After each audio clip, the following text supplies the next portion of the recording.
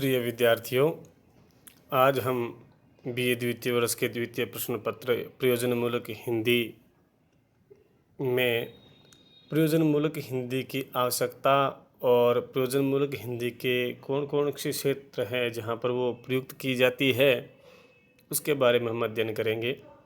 सबसे पहले बात करते हैं प्रयोजनमूलक हिंदी की आवश्यकता।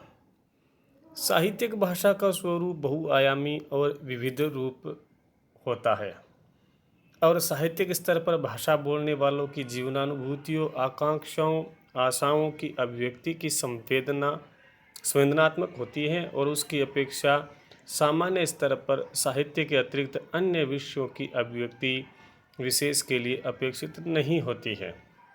हमने कल पढ़ा था कि साहित्यिक भाषा है और एक सामान्य भाषा और एक प्रयोजनमूलक हिंदी की तीनों के अंतर के बारे में हमने पढ़ा था कि साहित्यिक भाषा में तो उसका प्रयोग करने वाले साहित्यकार है, उसमें लोगों की जीवनानुभूतियाँ, आकांक्षाएं, आशाओं की व्यक्ति होती है और सामान्य भाषा में व्यक्ति अपने विचारों का आदान प्रदान करता है। और प्रयोजनमूलक का हमने पढ़ा था कि जो सामने वाला कहना चाहता है, जिस रूप में वो कहना चाहता है उसी रूप में ही वो सामने वाला ग्रहण करे, यानी वो एक पारिभाषिक शब्दावली के लिए होती है प्रयोजनमूलक हिंदी। विषयों की अभिव्यक्ति विशेष के लिए अपेक्षित नहीं होती है, इसलिए ऐसे समस्त विषयों, प्रश्नों, उत्तरों में विषय क्षेत्र के अनुरूप प्रयुक्तियों से भरपूर भाषा यानी प्रयोजनमूलक भाषा की आवश्यकता होती है। क्योंकि साहित्यिक भाषा और प्रयोजनमूलक हिंदी में हमने अंतर पढ़ा ही था, क्योंकि साहित्यिक भाषा है वो साहित्यिकता लालित्यपूर्ण पदावली से युक्त होती है, साहित्यकार उसमें अपनी इच्छा से परिवर्तन करता है। लेकिन प्रयोजनमूलक हिंदी है वो कुछ ऐसे विषय, ऐसे प्रश्नों, ऐसे उत्तरों के लिए अपेक्षित होती है जो एक विशेष रूप से शब्दावली लिए प्रयुक्त होती है। तो प्रयोजनमूलक हिंदी की आवश्यकता हमें इसलिए पड़ती है। अब हम देखते हैं कि किन किन क्षेत्रों में प्रयुक्त की जा रही है और किस प्रकार की शब्दावली होती है। सबसे पहले बात करते हैं वाणिज्य एवं व्यापार क्षेत्र में। वाणिज्य और व्यापार का क्षेत्र जीवन का महत्वपूर्ण व्यापक क्षेत्र है, क्योंकि इसका संबंध समाज के सभी वर्गों एवं व्यक्तियों से होता है। यही नहीं, वाणिज्य एवं व्यापार किसी भाषिक क्षेत्र विशेष तक सीमित नहीं होता, वह एक और अंतः क्षेत्रीय होता है, तो दूसरी ओर अंतर्देशीय और तीसरी ओर वह अंतर्राष्ट्रीय भी होता है, यानी वो देश के भीतर, क्षेत्र के भीतर और देश के बाहर भी व्यापार होता है। तो व्यापार को, वाणिज्य को सुगम बनाने के लिए एक भाषा की आवश्यकता होती है। तो उसमें प्रयोजनमूलक हिंदी का प्रयोग कहाँ तक है वो आगे देखते हैं हम। प्राचीन काल से हिंदी ही देश में संपर्क भाषा के रूप में प्रयुक्त होती रही है और इस संपर्क भाषा की सर्वाधिक आवश्यकता व्यापार के क्षेत्र में रही है, क्योंकि हम किसी दूसरे क्षेत्र में, दूसरे देश में व्यापार करते हैं तो वहाँ के लोग हमारी भाषा समझते हैं या नहीं समझते, तो उसके लिए एक अपने विचारों का आदान प्रदान के लिए संपर्क भाषा की आवश्यकता होती है। औद्योगिक प्रगति के युग में अंतर्राष्ट्रीय वाणिज्य और व्यापार की भाषा अंग्रेजी होने के कारण आज इस क्षेत्र में हिंदी में भी अंग्रेजी शब्दावली का भरपूर समावेश हुआ है, क्योंकि विदेशों में जब व्यापार होता है तो वहाँ पर अंग्रेजी भाषा होती है और आज अंग्रेजी भाषा की शब्दावली है वो हिंदी भाषा के अंतर्गत बहुत बड़े स्तर पर प्रयोग की जा रही है, जो उसकी प्रयोजनमूलकता को और आगे बढ़ाती है। जैसे हम कुछ वाणिज्य व्यापार के शब्दों पर ध्यान देते हैं, उदाहरण के लिए उछाल, मांग निकलना, आवक, जिन्स, मजबूती, नीचे आना, साप्ताहिक निपटान, तेजी का रुख, खुला, छलांग, ये सारे के सारे जो शेयर मार्केट में प्रयुक्त होने वाली शब्दावली है, ये सारी की सारी शब्दावली प्रयोजनमूलक हिंदी के अंतर्गत आती है। तो पहला क्षेत्र है वाणिज्य और व्यापार में भी हमें प्रयोजनमूलक हिंदी की आवश्यकता पड़ती है। दूसरा क्षेत्र है वैज्ञानिक एवं तकनीकी क्षेत्र।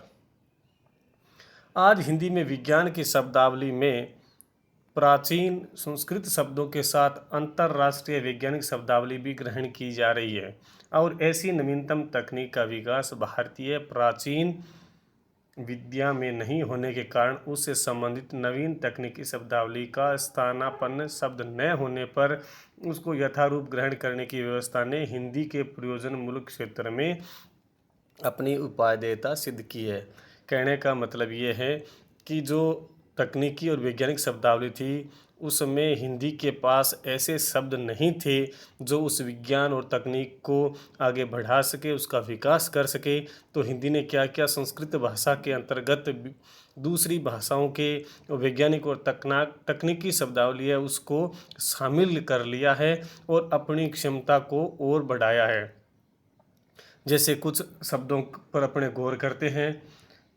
Hydrogen, nitrogen, calorie, pulse rate, vaccine, satellite, oxygen आदि, यानी ऐसे शब्द जो अन्य भाषाओं के या अंग्रेजी भाषा के होते हुए भी हिंदी भाषा में प्रयोजनमूलक हिंदी के अंतर्गत प्रयुक्त किए जा रहे हैं, जिससे हमारा विज्ञान और तकनीकी क्षेत्र है वो हिंदी भाषा के अंतर्गत बहुत ही समृद्ध हुआ है।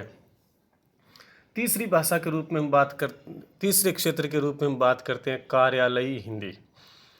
छोटा सा प्रश्न भी आता है कई बार, कार्यालयी हिंदी से क्या तात्पर्य है। तो कार्यालयी हिंदी से आशय है प्रशासनिक क्षेत्र में प्रयुक्त हिंदी से है, यानी जो प्रशासन के कामों में प्रयुक्त की जा रही है उस हिंदी को कार्यालयी हिंदी कहते हैं। प्रशासन का क्षेत्र सरकारी एवं सार्वजनिक कार्यालयों के काम काज तक विस्तारित है, अतः इस क्षेत्र में प्रयुक्त हिंदी को कार्यालयी हिंदी कहा जाता है। जो मूलतः प्रयोजन मूलक है, यानी असली प्रयोजन मूलक हिंदी है वो कार्यालयी हिंदी है, क्योंकि वो पारिभाषिक शब्दावली में प्रयुक्त होती है, क्योंकि पारिभाषिक शब्दावली में शब्दों के निश्चित और स्पष्ट अर्थ होते हैं। हिंदी भारत संघ की राजभाषा बनी तब से कार्यालयी हिंदी का प्रयोग शुरू हुआ है, क्योंकि पहले कामकाज उर्दू में, फारसी में, अंग्रेजी में, क्योंकि प्राचीन काल में होता आया था। लेकिन जब भारत स्वतंत्र हुआ और हिंदी को राजभाषा का दर्जा दिया गया तब हिंदी है वो कार्यालय में प्रयुक्त होने लगी। अब हम कार्यालय हिंदी के कुछ शब्दों पर गौर करते हैं। कार्यालय, क्रमांक, प्रेषण, पदनाम, प्रेषिती, महोदय, संयुक्त सचिव, निदेशक, कुल सचिव आदि, यानी ये सब हम शब्द है वो सरकारी कार्यालयों में प्रयुक्त होने वाले पत्रों में प्रयोग करते हैं। तो ये उदाहरण रूप में कार्यालय हिंदी के शब्द हैं। फिर अगला क्षेत्र है विधि क्षेत्र। विधि क्षेत्र की प्रयोजनमूलक हिंदी बहुत ही सतर्क और सुनिश्चित है, क्योंकि उसमें जो कुछ भी कहा जाता है उसका सीधा और सटीक उतना ही अर्थ निकलना अपेक्षित है जितना कहने वाले या लिखने वाले का आशय है। कहने का मतलब है कि विधि क्षेत्र में जो शब्दावली प्रयुक्त की जा रही है कानून के क्षेत्र में, उसमें शब्द का अर्थ निश्चित है और जितना वो कहने वाला है या लिखने वाला है उसका आशय है उसका स्पष्ट अर्थ निकलना हो चाहिए। यही कारण है कि विधि क्षेत्र में प्रयुक्त हिंदी में स्पष्टता और सार्थकता नितांत रूप से आवश्यक होती है। प्राचीन काल में अन्य भाषाओं में कानून थे, फिर उर्दू फारसी में कानून की शब्दावली, फिर अंग्रेजी भाषा में, लेकिन कालांतर में धीरे धीरे ये अपने देश में आवश्यकता महसूस की जाने लगी कि कानून के क्षेत्र में भी प्रयोजनमूलक हिंदी की शब्दावली है उसका प्रयोग किया जाए, ताकि लोगों को समझ में ज़्यादा से ज़्यादा बात आ सके। अब हम इसके उदाहरण के रूप में बात करते हैं।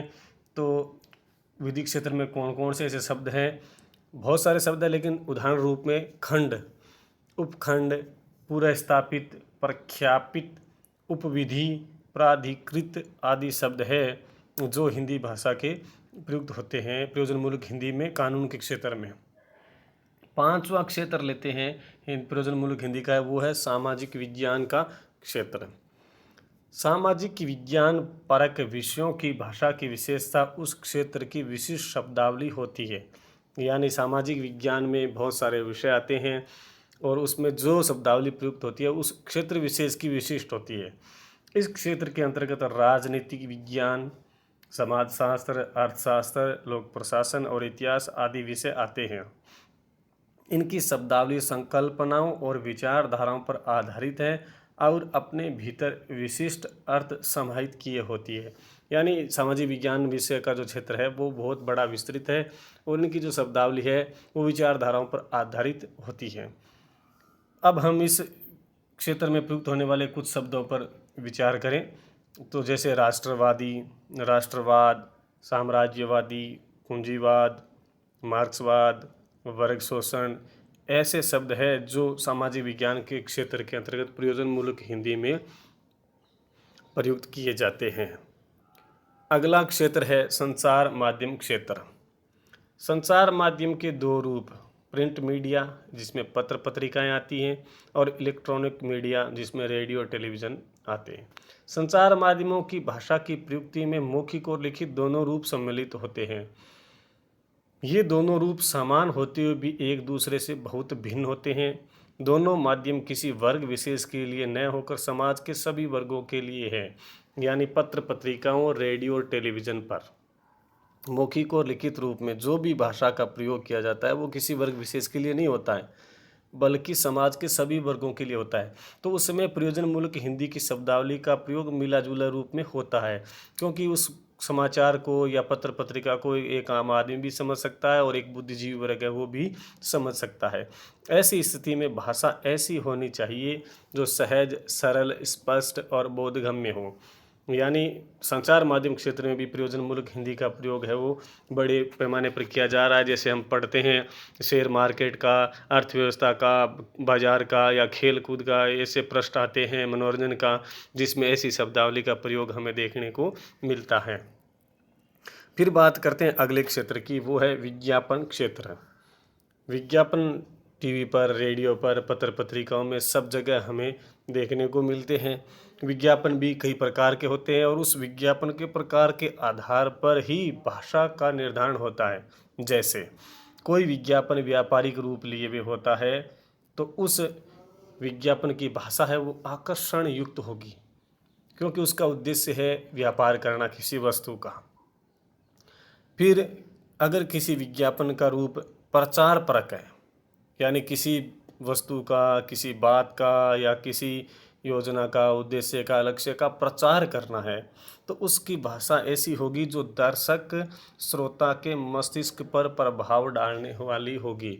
जैसे हम बहुत सारे ऐसे विज्ञापन पढ़ते हैं, साबुन का है, डिटॉल का है, कोलगेट का है या आयोडेक्स का है, या बहुत सारे ऐसे विज्ञापन आते हैं। उनकी भाषा इस तरह से प्रयुक्त होती है कि वो देखने वाले और सुनने वाले पर अपना प्रभाव डालती है और वो व्यक्ति वो चीज़ खरीदने के लिए उत्सुक हो जाता है। फिर अगला है विज्ञापन क्षेत्र में विज्ञापन का रूप है वो है रोजगार परक, यानी किसी को रोजगार देने का उद्देश्य विज्ञापन दिया गया है तो उसमें उसकी भाषा क्या होगी, बिल्कुल स्पष्ट और पूर्ण रूप लिए हुए होने चाहिए। वो अपने सभी शब्दों के अर्थों को अभिष्ट रूप में सामने वाले तक पहुंचाने में सक्षम होनी चाहिए। तो इस तरह से हमने आज प्रयोजनमूलक हिंदी की आवश्यकता हमें क्यों पड़ती है और किन किन क्षेत्रों में उसका प्रयोग होता है। इसके अलावा भी बहुत सारे क्षेत्र हैं जो प्रयोजनमूलक हिंदी के अंतर्गत आते हैं। ये तो एक मोटे तौर पर हमने इनका अनुमान किया है जो 7 क्षेत्र हैं। इसके अलावा भी व्यक्ति दैनिक जीवन में जो कार्यकलाप करता है, अपने विचारों की अभिव्यक्ति करता है, दूसरे क्षेत्र में अपने विचार प्रेषित करता है, तो वहाँ पर भी ऐसी भाषा का प्रयोग है वो करता है। तो आज हमने प्रयोजनमूलक हिंदी क्षेत्रों के बारे में अध्ययन किया। आज के लिए बस इतना ही। धन्यवाद।